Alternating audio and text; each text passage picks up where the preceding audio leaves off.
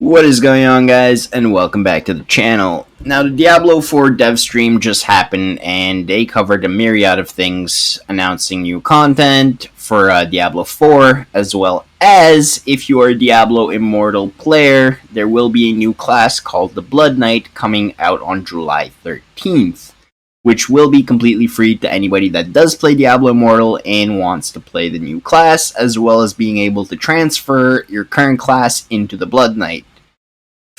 The other thing they talked about outside of the season is the adjustment to the Hell Tides to now drop unique items, which I wasn't aware wasn't a possibility up until now, but that update will be live as of this afternoon. I think this is a positive change, and hopefully we'll now be able to get more unique drops as well as the ultra rare super uniques that are barely seen in the game, and hopefully that's just another avenue for players to get them. And now moving on into the season.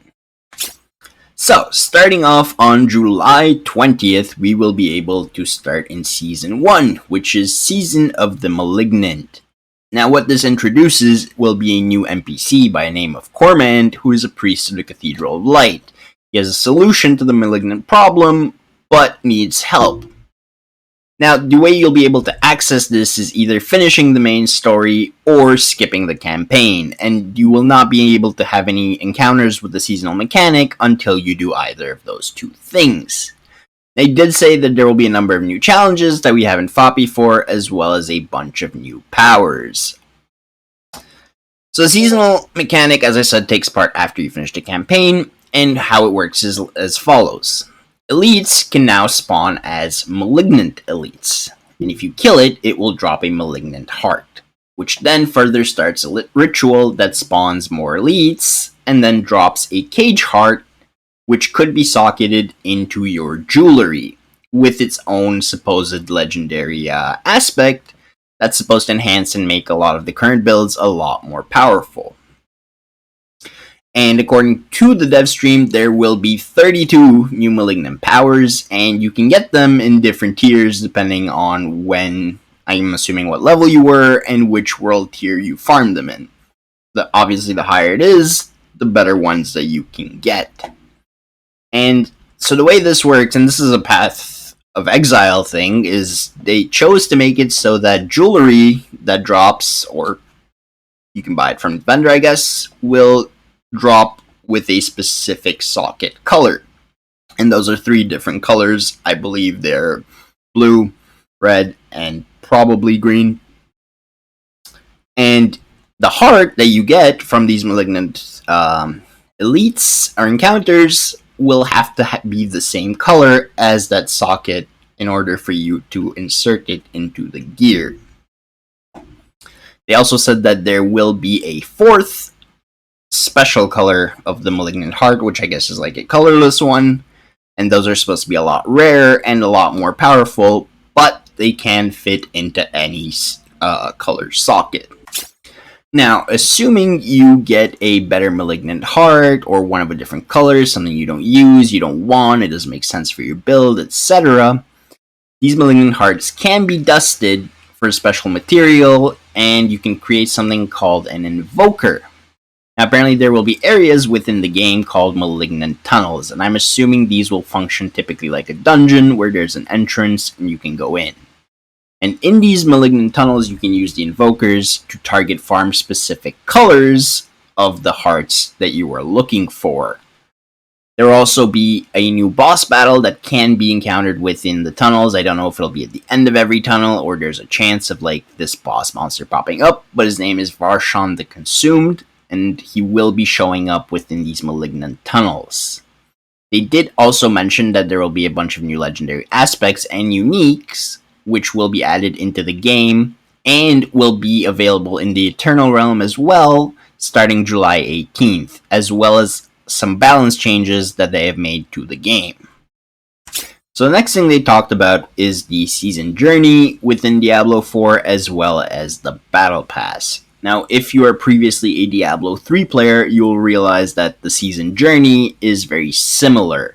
There's 7 chapters total, and you will be able to get some legendary aspects as rewards from the season journey that you can't get through the regular Codex of Power. Now, I don't know if these will be permanently in the game or there's something just for the season. I would assume that it is something that they will permanently keep in the game. Now, the one difference between the Diablo 3 season journey and Diablo 4 season journey is to complete each chapter, you no longer have to do every single thing that's required of you in the season journey, and this is to give players a chance to pick and choose kind of the things they want to do. From what they showcased on the Devstream, it seems that there's about 80% completion required for each chapter in order to get the full rewards and move on to the next chapter. And everybody does have access to this. It is not required for you to buy the battle pass. It is not required for you to purchase everything. You can always have access to the season journey as long as you're playing a seasonal character. Next up, the battle pass. So the way this works is there will be 100 tiers for the paid battle pass and 27 for the regular free battle pass. And the way you complete this battle pass is either through playing the game normally, as well as completing the season journey will help move along your battle pass progression. I think this is a good way because it makes them kind of intertwined with each other a little bit, and there's more reason to like kill two birds with one stone type of deal. In the battle pass, so in the non-free version, they said there will be a lot of cosmetics, which are class agnostic, meaning that you can use them on any class for that specific piece of cosmetic, and there will be some specific weapon cosmetics that are still agnostic, but it does require for your class to be able to use that weapon type in order to use the transmog itself. The free battle pass track will have smoldering ashes, and they're obtainable once you also complete not just the battle pass requirement, but the level requirement in order to unlock those rewards. And they can be applied to what they call the seasonal blessings. Now, apparently, from what we saw, there will be 5 of them, and they will boost like certain things within the game, depending on what you put these smoldering ashes into. And there'll be things such as XP gain, gold increase from NPCing items, rare mats from salvaging items. It can increase your elixir duration, or the chance of more powerful malignant hearts dropping. I think this is very cool, and I'm honestly looking forward to completing both the season journey and the battle pass for season 1. So that was pretty much it, what they covered in terms of content that will be in season 1. Now they did talk about a few other things as well, as for example what will carry over into the season and how that will happen. So they did say that all the Fog of War will carry over into the season that you have unlocked so far, as well as your renown and the statues of Lilith. So ultimately, you don't have to do any of that again. However, they did say how that will carry over, and it does require you to do something in order for that to happen. So they said as of July 18th, the thing you want to do is log into your character with the most progress, and that will instantly update all that renown and map Fog of War and Statues of Lilith to carry over into your other characters. But you do, as of July 18, have to log in and go into that character that does have the most progression. Alternatively, if you have multiple characters, and the example they used, if for example you have a character that has a lot of progress in Fractured Peaks, and then you have a different character that has a lot of progress in like Kyrgyzstan or Skazglen or a different area of the map, logging into that character will give the current progression to your other characters from what it has, and then logging into a different character that has different progression will also give that to the rest of your characters. So if you finish different things on various different characters, you're just going to have to like log into all of them starting July 18th for that progress to carry over. Now, they also talked about having plans to make respecking a lot simpler. I'm assuming where there'll be a button that you can click and it will refund all of your Paragon points and maybe your skill points and stuff like that to 0, and then you can kind of like start from scratch rather than having to click every single one to remove it before you can like start over and make a completely new build from scratch with a new Paragon board and stuff like that. They did also say they're making plans to changing the stash, though they didn't go into any detail about that, so I'm assuming we won't be seeing that, maybe not even the respec thing, till probably Season 2. Still a bit disappointing, but it is what it is. And the reason it does sound a bit clunky that you have to log into every single character in order for your progress to get updated, but they did say that, you know, these things take time and like they can't just implement things the way they want to, and this was the fastest way that they could do it in order for it to be ready for Season 1.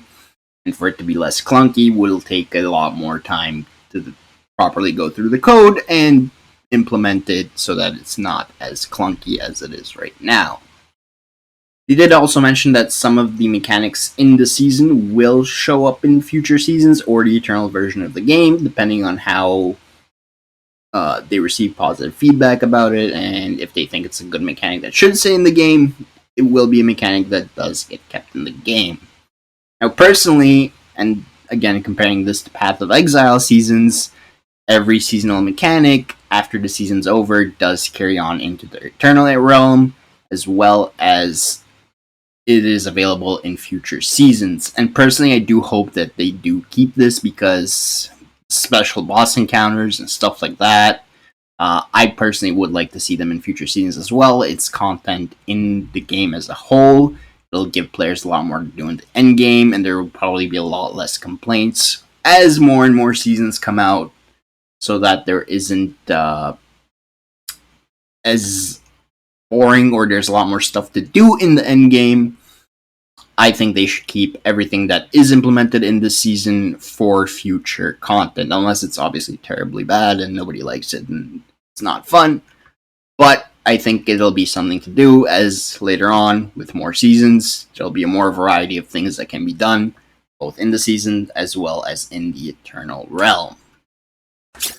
So overall, I'm excited for the new season. The new mechanics do look good. They look promising. I think there'll be a bunch of new content added to the game that we can do. Obviously, depending on how much you play, I think this content will take a few weeks, a couple months, a month, depending really how much you play the game and what you're focusing on while you're playing the season in order to unlock all the seasonal content. But it is definitely a step forward in the right direction for Diablo 4. As always, guys, my social media information is in the video description below. If you want to contact me or talk to me at any time, I will always try to get back to you as soon as possible.